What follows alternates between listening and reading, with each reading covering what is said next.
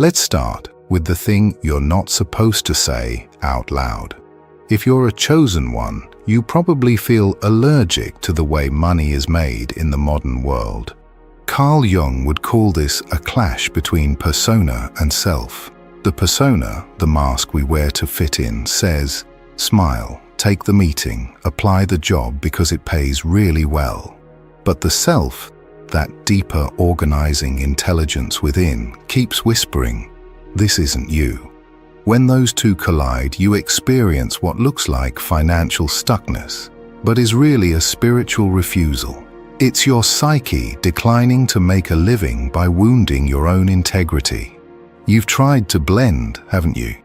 You tried to sit under fluorescent lights while your chest tightened. You tried to nod along while marketing campaigns stretched the truth, while headlines blurred facts into clicks, while office politics rewarded the loudest, not the truest.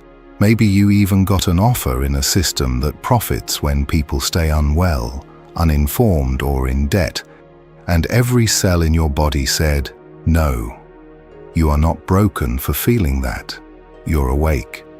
Let's name the elephant with care. There are entire industries where the incentive structures can invite distortion. Media that rewards outrage over nuance, corporate environments that celebrate optics over substance, bureaucratic roles that turn people into numbers, sales cultures that frame manipulation as closing. You don't need to demonize every person in those systems to admit this truth, that parts of our economy run on unconsciousness. Jung warned that what we refuse to make conscious rules us from the shadows. If your calling is to bring light, of course the shadow economy will feel like a poor fit. And then there's the origin story most of you share, what Jung called complexes, those charged knots of memory formed in childhood. Many awakened souls grew up in families where love was conditional and worth had a price tag.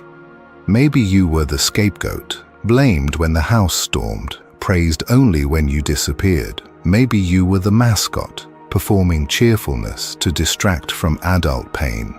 Maybe you were the fixer, parenting your parents and translating chaos into calm.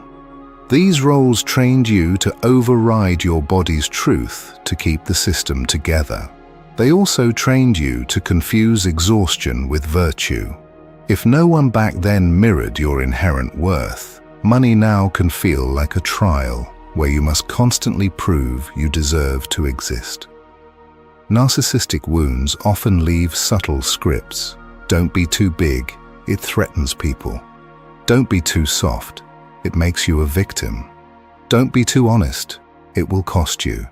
So you learn to downplay your gifts, ask for less, apologize for occupying space, then wondered why abundance avoids you. It's not that the universe is ignoring you, it's that your early survival code still translates visibility as danger. Financial flourishing isn't possible long-term if your nervous system interprets success as a threat. Here's the reframe. Your struggle is not a verdict on your talent. It's data about misalignment. Jung would say the psyche rebels when life is lived against the grain of individuation, the process of becoming who you truly are. That rebellion looks like burnout, numbness, mysterious self-sabotage, or money doors that won't open. Your system is protecting your soul from a path that would cost you yourself. Does that mean awakened people are doomed to be broke? No. It means you can't trade your essence for a paycheck without symptoms. The way forward isn't to harden, it's to integrate. Shadow work isn't a niche hobby, it's the financial foundation for sensitive, ethical people. You clear the inherited shame, the fawn reflex, and the fear of visibility. You separate your worth from your wage, you practice boundaries that don't leak, and you choose work that lets you tell the truth without punishing your body. But what can I do if I can't play the old game? Start simple. Notice what you do naturally when nobody is watching. Comforting, explaining, pattern spotting, designing, researching, translating complexity into clarity, holding space that steadies people. Those are income skills in disguise. You can teach without showing your face. You can build without selling your soul. You can create systems that heal instead of harm. By the end of this video, we'll map concrete roles and paths. But for now, breathe. There are ethical ways to earn at scale. One more tough truth with a soft landing. This world still overpays those who keep the illusion running and often underpays those dismantling it. That's real. And yet, over time, reality loves the sustainable. Extractive models crack, honest ones compound. Your task isn't to win a rigged round, it's to change games. That takes longer, but it's also worth everything. And now, let's make this practical. After naming the wound, let's learn to walk with it, steady, intentional, and resourced. The first shift is internal. Money becomes an expression of value exchanged, not a permission slip for your existence. When you stop auditioning for worth, you can price the transformation you actually deliver. People don't pay you for hours. They pay you to cross a bridge faster, safer, and clearer. Your work is the bridge. You don't have to be the face of a brand to build one. If visibility still scrapes those old nerves, start with a faceless channel that lets your voice, research, and curation carry the message. You can narrate short, educational videos about psychology, spiritual integration, nervous system regulation, or relationship dynamics. Write scripts and synthesize complex ideas into moments of relief.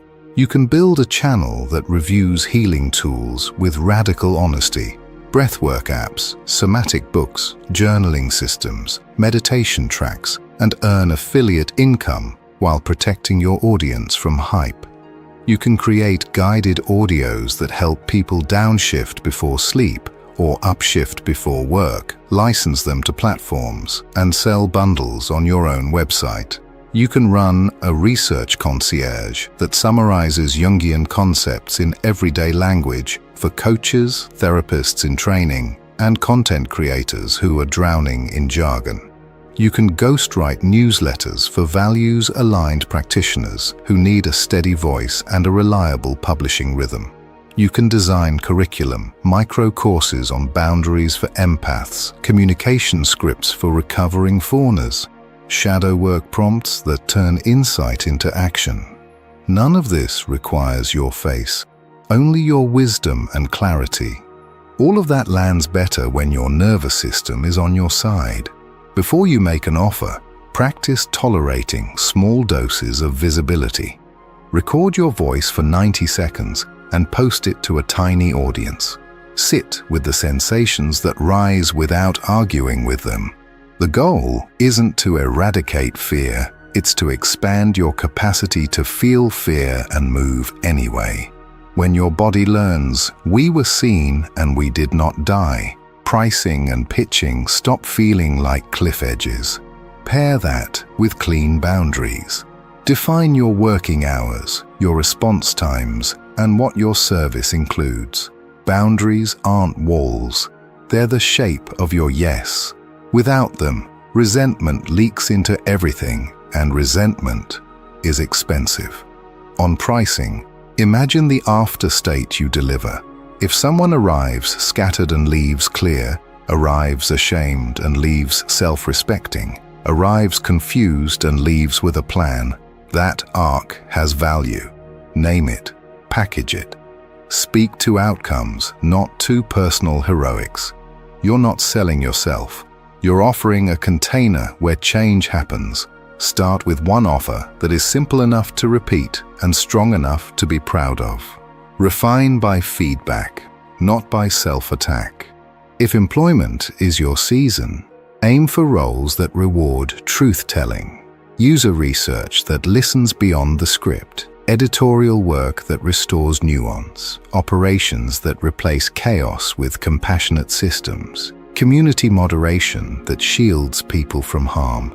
Design that makes complex things usable.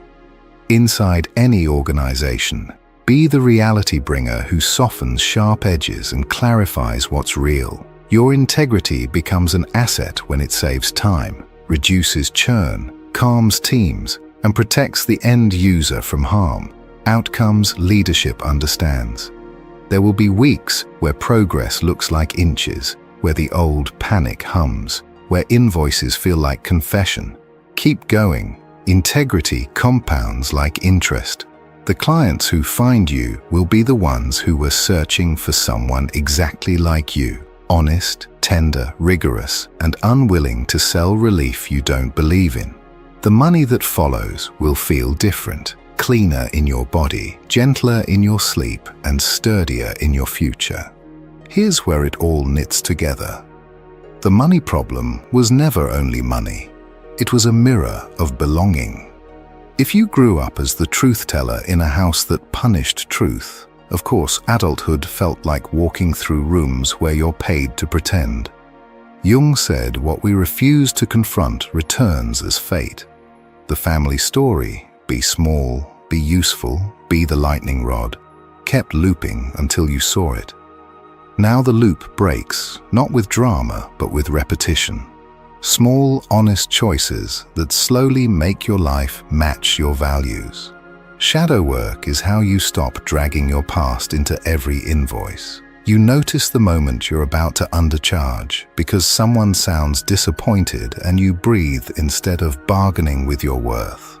You watch the impulse to over-deliver to earn love and you replace it with clarity about scope.